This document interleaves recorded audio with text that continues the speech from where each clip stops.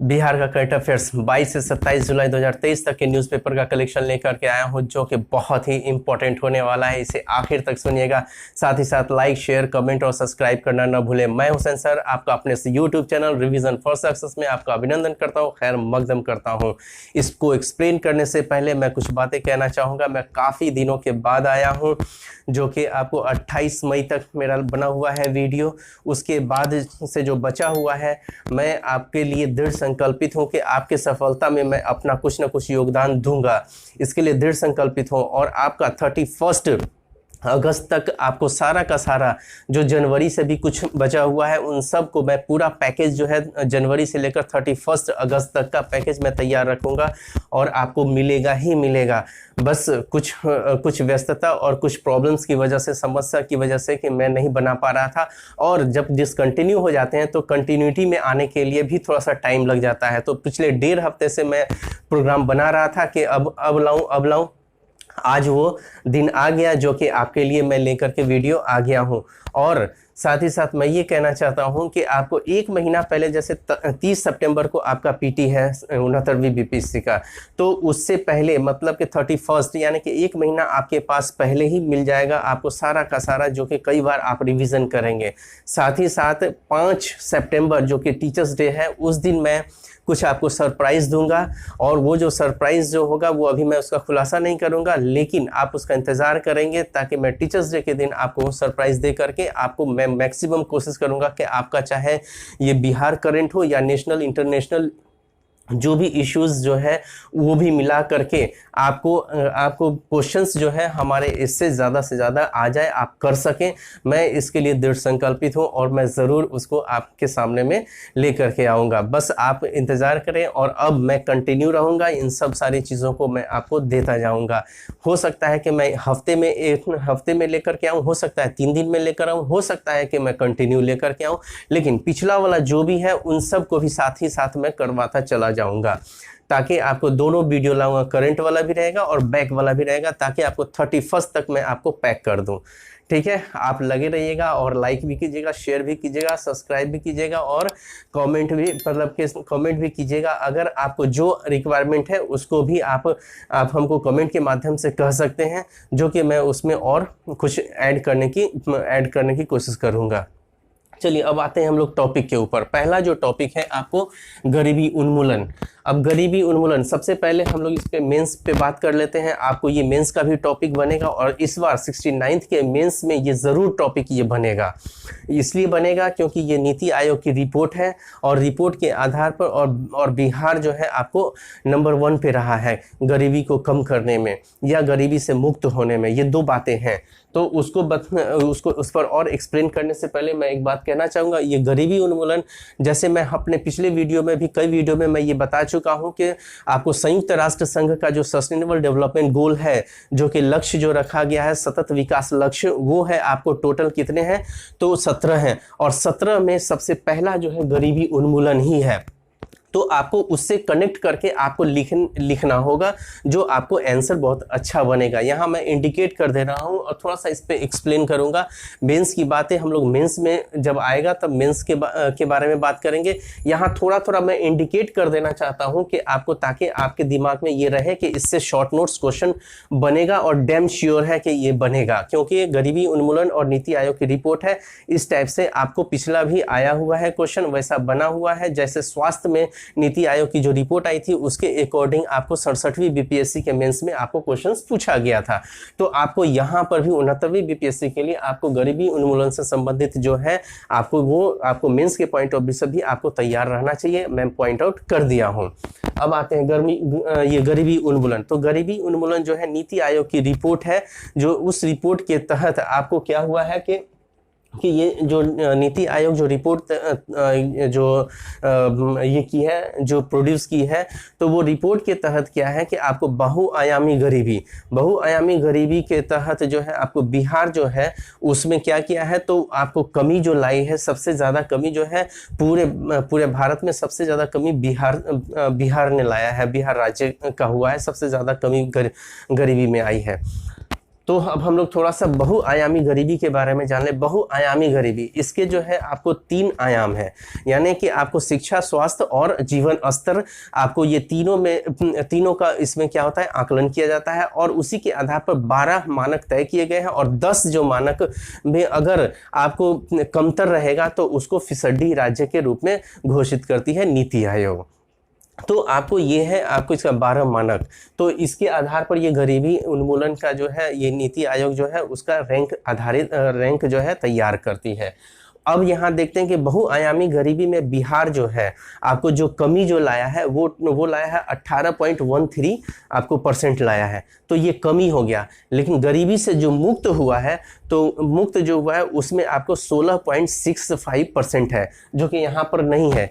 ये एक्चुअल में जो 16.65 जो मुक्त हुआ है गरीबी से, क्या हुआ है, मुक्त हुआ है वो 16.65%, ठीक है। और जो गरीबी में जो कमी जो किया है राज्य, हम बिहार राज्य, तो वो है 18.13% है। तो इसको ध्यान में रखिएगा, मुक्त किया है, मुक्त जो हुआ है तो वो आपको 16.65% है और गरीबी में कमी जो आई है 18.13% है।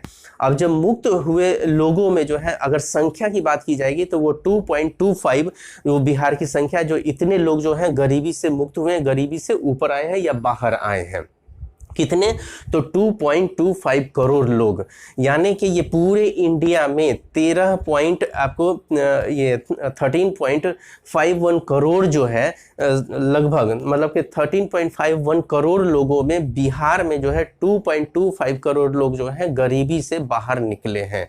तो ये डाटा आपको याद रखना है। और जो ग्रामीण गरीबी है उसमें आपको है 19.05% की कमी आई है। तो इन सब डाटा को याद रखना है। और जो बहुआयामी गरीबी में जो कमी आया है उसमें बिहार नंबर 1 पे है, जो कि आपको 18.13% हो गया। उसके बाद जो है मध्य प्रदेश है, उसके बाद जो है आपको उसका डाटा याद रखने की जरूरत नहीं है। उसके बाद उत्तर प्रदेश है और उसके बाद जो है आपको उड़ीसा है। ये 4 को याद रखिएगा। नंबर 1 पे बिहार है, नंबर 2 पे आपको मध्य प्रदेश, नंबर 3 पर आपको उत्तर प्रदेश और नंबर 4 पे है आपको उड़ीसा है। तो ये आपको रहा, यहाँ पर थोड़ा सा इसको पढ़ लेते हैं। बहुआयामी गरीबी बिहार में 18.13% कमी हुई है या कम हुई है। वर्ष 2015-16 और 2019-21 के बीच राज्य के 2.25 करोड़ लोग गरीबी की सीमा से बाहर आए हैं। बाहर कितने आए हैं, तो 2.25 करोड़ लोग, जो कि मैंने बताया है कि आपको वो 16.65 जो है परसेंटेज है, ये परसेंटेज के रूप में इसका हो गया जो 2.25 है। फिर बिहार में ग्रामीण गरीबी आपको 19.05% है, यानी कि टोटल हम लोगों ने गरीबी उन्मूलन के बारे में समझ लिया, कुछ उसका जो है हम लोगों ने कॉन्सेप्ट भी समझ लिया। इसको मेंस के पॉइंट ऑफ व्यू से भी आप ध्यान में रखिएगा कि ये मोस्ट इंपॉर्टेंट है। और पीटी के पॉइंट ऑफ व्यू से अगर क्वेश्चंस पूछेगा तो अभी हाल ही में गरीबी उन्मूलन में नीति आयोग की रिपोर्ट के अनुसार कौन सा राज्य जो कि गरीबी में कमी लाया है, तो बिहार। कौन सा राज्य ऐसे बोलेगा कि गरीबी उन्मूलन में नीति आयोग की रिपोर्ट के अनुसार कौन सा राज्य जो है गरीबी में कमी लाया है, तो बिहार। बाहर निकला है नंबर 1 पे, प्रथम स्थान पे कौन है, तो बिहार है।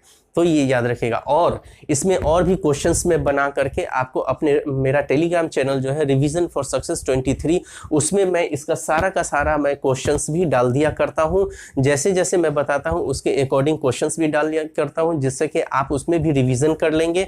और आंसर जो है मैं यहाँ पर जो बोल रहा हूँ वही रहेगा आपको आंसर, तो ताकि आप सुने रहेंगे तो आप आंसर उसका जवाब भी दे देंगे, आपका रिवीजन भी हो जाएगा।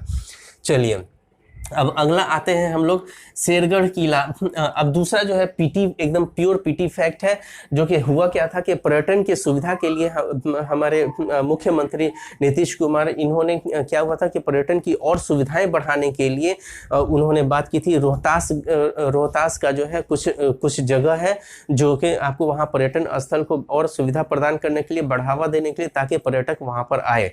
तो उसके लिए जो है आपको पेपर में, न्यूज़पेपर में आया था। तो ये शेरगढ़ किला, दुर्गावती जलाशय और मांझर एवं धुआं कुंड, ये रोहतास में है। ये याद रखिएगा। ये पूछ सकता है कि आपको शेरगढ़ किला कहाँ है, तो रोहतास में है। पूछ सकता है कि आपको दुर्गावती जलाशय कहाँ है, तो रोहतास में है। पूछ सकता है कि आपको मांझर एवं धुआं कुंड ये बिहार के किस राज्य में है, तो रोहतास में है। तो ये पीटी के पॉइंट ऑफ व्यू से आपको मोस्ट इंपॉर्टेंट है। लाइक करना नहीं भूलिएगा, लाइक जरूर कीजिएगा। और आप घबराइए नहीं, आपको 31 तक हमारा का पूरा पैकेज आपको जनवरी से लेकर के आपको धीरे धीरे कंप्लीट हो जाएगा, ताकि आप रिवीजन कर सकें। 1 महीना आपके पास रिवीजन के लिए भी रहेगा।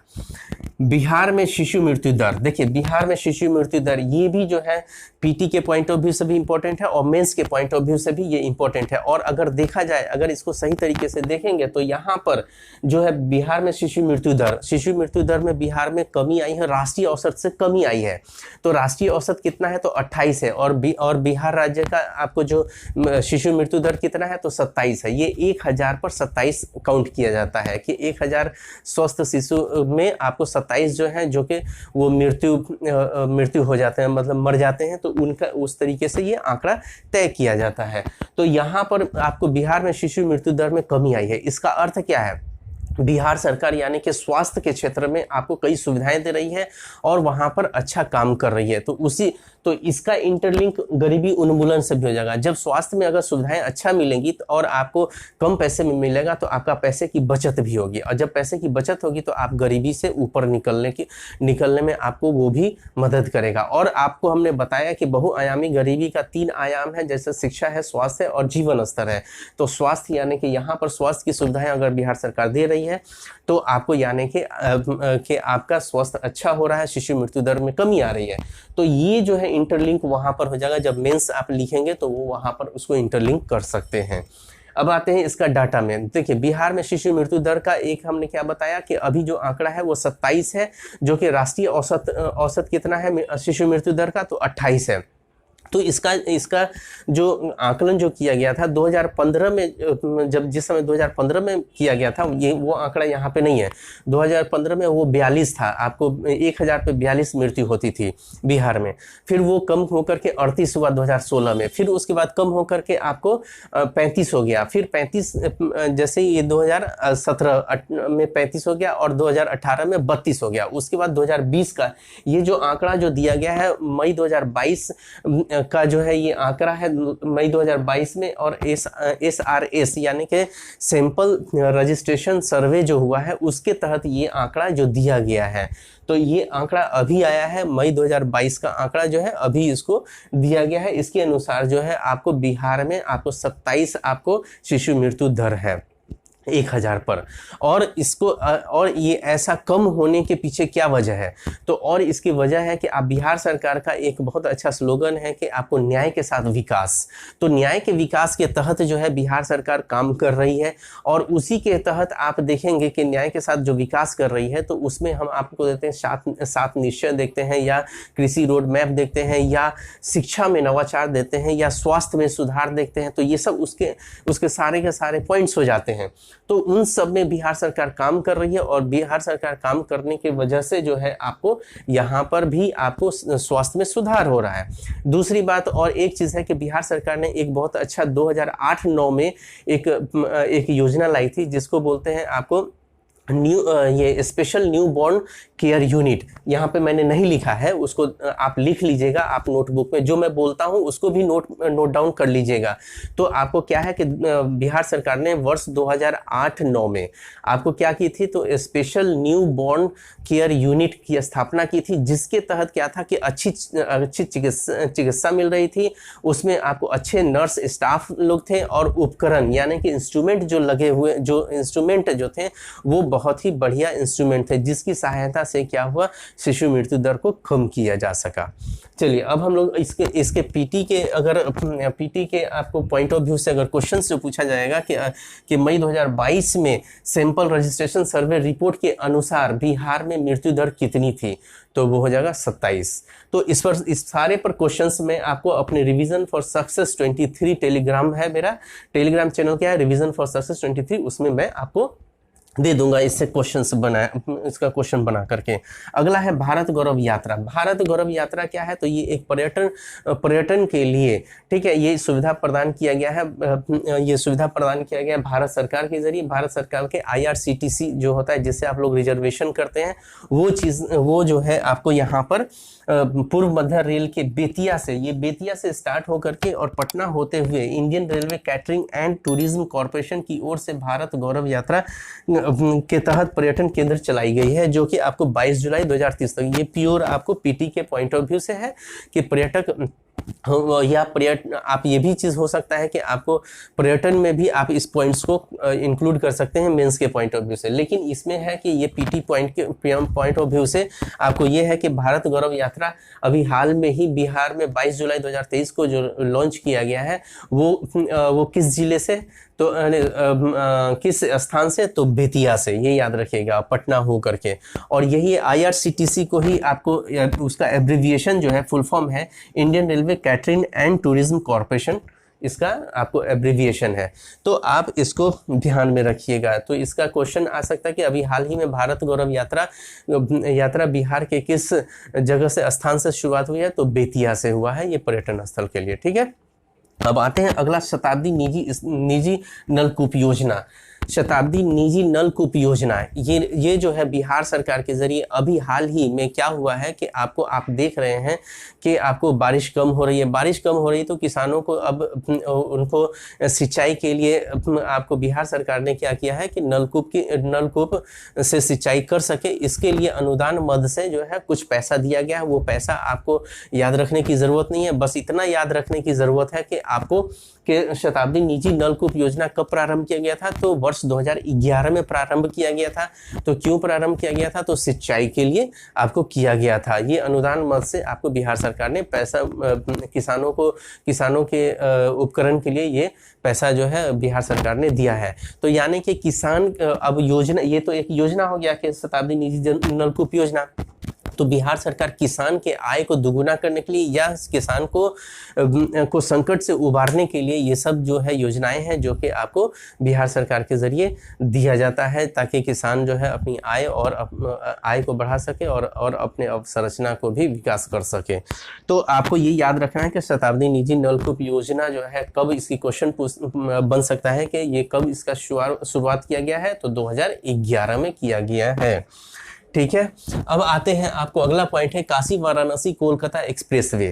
काशी यानी कि वाराणसी कोलकाता एक्सप्रेसवे, ये जो है आपको ये उत्तर प्रदेश से लेकर के पश्चिम बंगाल तक ये आपको 610 किलोमीटर का ये मार्ग है, जिसको राष्ट्रीय मार्ग का दर्जा दिया गया है। और ये राष्ट्रीय मार्ग का दर्जा दिया गया है जो कि आपको 610 किलोमीटर का है। और ये क्या हुआ है कि आपको जैसे वाराणसी से आपको बंगाल तक में अगर कोई मतलब कि कोई व्यापार करता है, व्यवसायी है जो कि परिवहन को बहुत ही सुविधा मिले, इसमें सुविधा रहेगा, क्या होगा, तो इसमें बहुत घंटे की बचत हो जाएगी। और ये इसका जो डाटा के रूप में जो हम लोग पीटी के पॉइंट ऑफ व्यू से अगर याद रखना चाहते हैं, तो इसमें एक डाटा है क्या कि ये बिहार से भी गुजरेगी। ये एक्सप्रेसवे जो है आपको काशी यानी कि वाराणसी कोलकाता एक्सप्रेसवे जो है आपको ये राष्ट्रीय राजमार्ग का दर्जा दिया गया है। इसको 19B इसका नाम रखा गया है, इस राष्ट्रीय राजमार्ग का 19B रखा गया है। और ये भारत में जो बिहार में जो प्रवेश करेगा वो उत्तर प्रदेश के चंदौली होते हुए आपको कैमूर में प्रवेश करेगा, जिसका जो स्थान है वो चांद और जिला हो गया कैमूर। वहाँ से प्रवेश करते हुए दूसरा जिला भी गुजरेगा, वो हो जाएगा रोहतास, और फिर उसके बाद औरंगाबाद होते हुए झारखंड में प्रवेश करेगा संग्रामपुर के रास्ते। तो ये आपको और एक चीज़ और है कि ये जो बिहार में जो है इसका 159 किलोमीटर इसका पूरा का पूरा जो बिहार में जो ये एक्सप्रेसवे का जो रास्ता जो सड़क का जो लंबाई रहेगा वो 159 किलोमीटर रहेगा। कितना रहेगा? 159 किलोमीटर रहेगा। साथ ही साथ ये जो एक्सप्रेसवे है ये जो है आपको हम अभी वर्तमान में एक्सप्रेसवे कितने हैं, तो 50 एक्सप्रेसवे हैं, जिसमें से आपको ये है। और इसका जो लक्ष्य जो रखा गया है कब तक तैयार हो जाएगा, तो 2026 तक ये तैयार हो जाएगा। चलिए अब हम लोग डाटा के ऊपर आ जाते हैं, एक बार और रिवीजन हो जाएगा। बिहार के चांद कैमूर में एक्सप्रेसवे प्रवेश करेगी। यह एक्सप्रेसवे NH19B के नाम से जाना जाएगा। किसके नाम से कौन से एक्सप्रेसवे है, तो NH19B। ये याद रखिएगा, मोस्ट इंपॉर्टेंट है। परिवहन से संबंधित क्वेश्चन बीपीएससी पूछता है, और करंट बेस्ड में है तो और पूछेगा ही पूछेगा। ये मोस्ट इंपॉर्टेंट है, ये याद रखिएगा। और उसके बाद बिहार में यह सड़क 159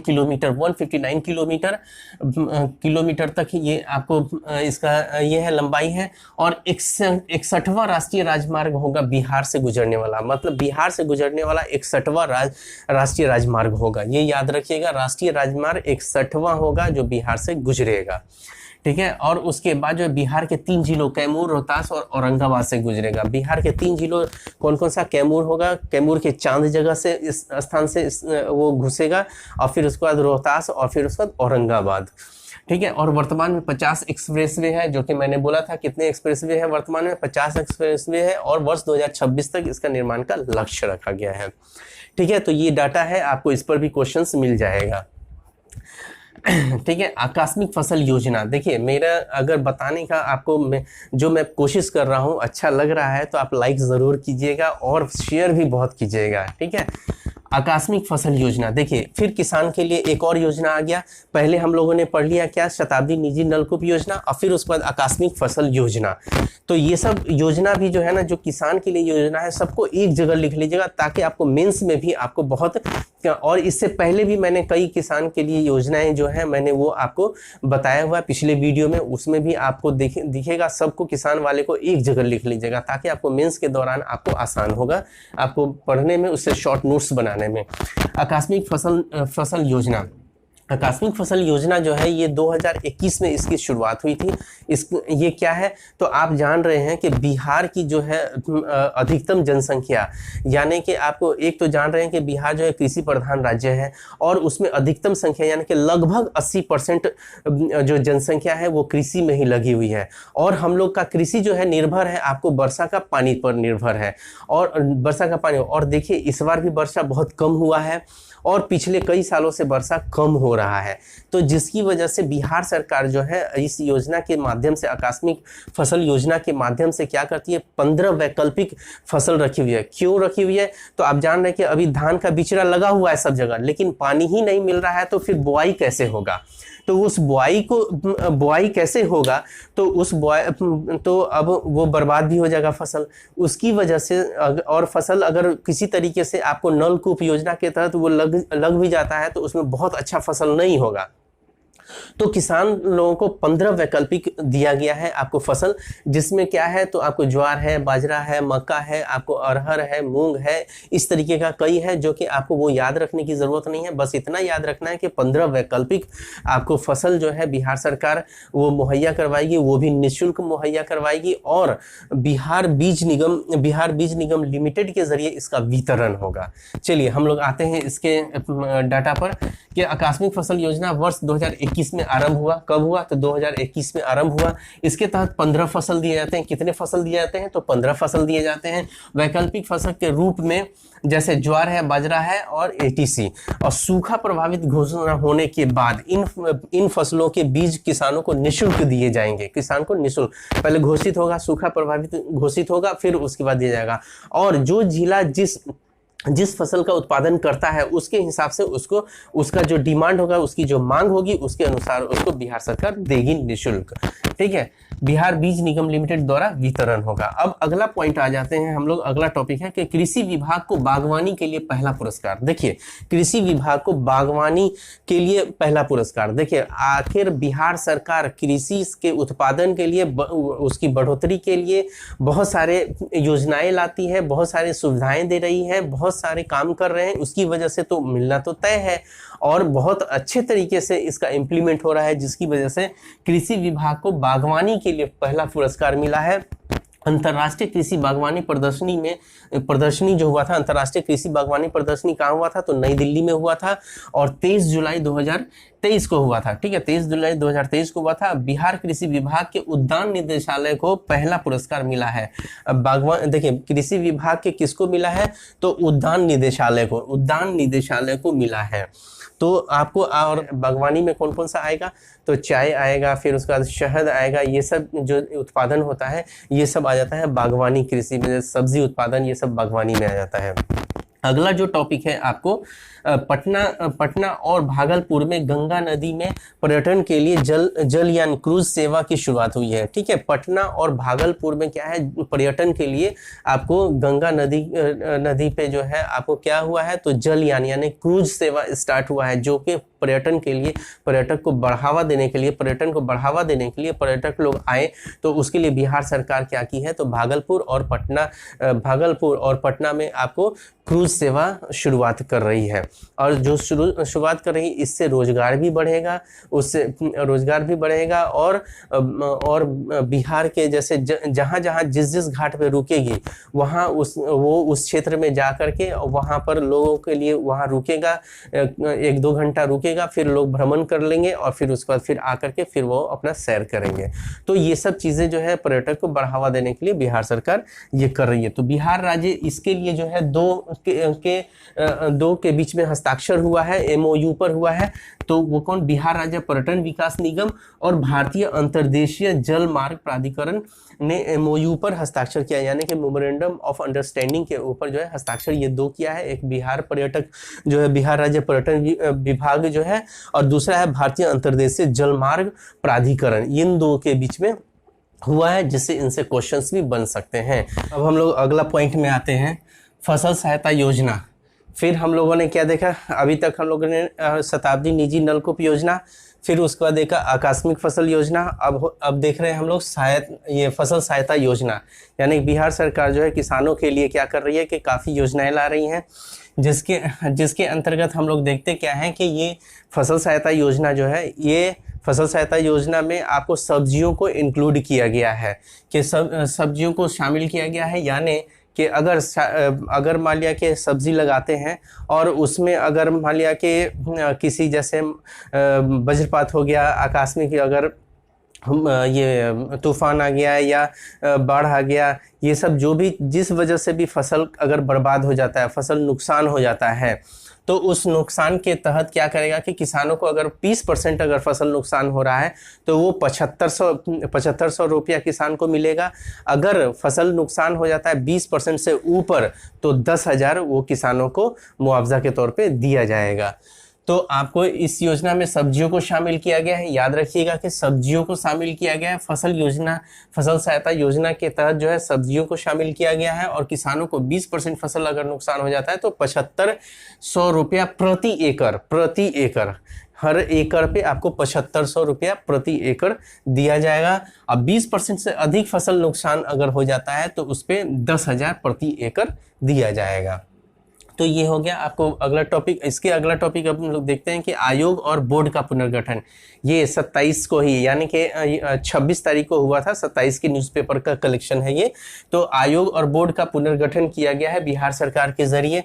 अभी महिला आयोग का जो अध्यक्ष जो बनाया गया है वो अश्वमेघ देवी को बनाया गया है। अश्वमेघ देवी को बनाया गया है। महिला आयोग के अध्यक्ष कौन बनी है, तो अश्वमेघ देवी। ठीक है, याद रखिएगा, अश्वमेघ देवी को बनाया गया है आपको महिला आयोग का अध्यक्ष। अल्पसंख्यक आयोग का अध्यक्ष किसको बनाया गया है, तो रियाजुल हक राजू को बनाया गया है। अल्पसंख्यक आयोग का अध्यक्ष किसको बनाया गया, तो रियाजुल हक राजू को बनाया गया है। उसके बाद अनुसूचित जाति का आयोग का अध्यक्ष किसको बनाया गया, तो राजेंद्र कुमार राम को बनाया गया है। अनुसूचित जाति के अध्यक्ष, आयोग के अध्यक्ष किसको बनाया गया है, तो आपको राजेंद्र कुमार राम को बनाया गया है। अनुसूचित जनजाति का अध्यक्ष किसको बनाया गया है इस आयोग का अध्यक्ष, तो शंभू कुमार सुमन को बनाया गया है। किसको बनाया गया है, शंभू कुमार सुमन को बनाया गया है। किसका, तो अनुसूचित जनजाति आयोग का अध्यक्ष बनाया गया है, शंभू कुमार सुमन को बनाया गया है। महादलित आयोग का अध्यक्ष किसको बनाया गया है, तो संतोष निराला को बनाया गया है। किसको बनाया गया, संतोष निराला को बनाया गया है। और संस्कृत बोर्ड का अध्यक्ष किसको बनाया गया, तो भोला यादव को बनाया गया है। संस्कृत बोर्ड का आयोग किसको बनाया गया है, अध्यक्ष किसको बनाया गया, संस्कृत बोर्ड का आयोग का अध्यक्ष किसको बनाया गया, तो भोला यादव को बनाया गया है। तो आप ये याद रखिएगा, ये मोस्ट इंपॉर्टेंट है, इनमें से एक क्वेश्चन आ सकता है, तो आप इसको रट जाइएगा अच्छे तरीके से। ठीक है। और आपको क्वेश्चन के रूप में भी मैं दूंगा है, मनरेगा में महिला, ठीक है, मनरेगा में आप देखेंगे कि महिलाओं की संख्या जो है हर साल बढ़ रही है। तो बिहार में भी महिलाएं जो है बढ़ चढ़ करके मनरेगा के तहत हिस्सा ले रही है और पैसा कमा रही है। उस कंडीशन में जो है सबसे जो ज़्यादा जो है किस जिले में है, तो पूर्वी चंपारण जिले की महिलाएं जो है मनरेगा में एनरोल्ड हो रही हैं। कहाँ की, तो पूर्वी चंपारण की सबसे ज़्यादा। और सबसे कम कौन है, तो शेखपुरा जिला है। शेखपुरा जिला में मनरेगा के तहत जो है, शेखपुरा जिला में जो है सबसे कम महिलाएं जो है मनरेगा के तहत काम कर रही है, जिनकी संख्याएं बहुत कम है। और इसका सीक्वेंस भी है जो कि मैं आपको जैसे ही मैं क्वेश्चन दूंगा उसमें उन सब का भी लिख दूंगा, और सीक्वेंस भी आपको नोट डाउन मतलब कि नोट में आपको वो भी मिल जाएगा। हमारा ये वीडियो जो आपको पसंद आया होगा तो लाइक शेयर कमेंट और सब्सक्राइब करना ना भूलें। चलिए, ऑल द बेस्ट।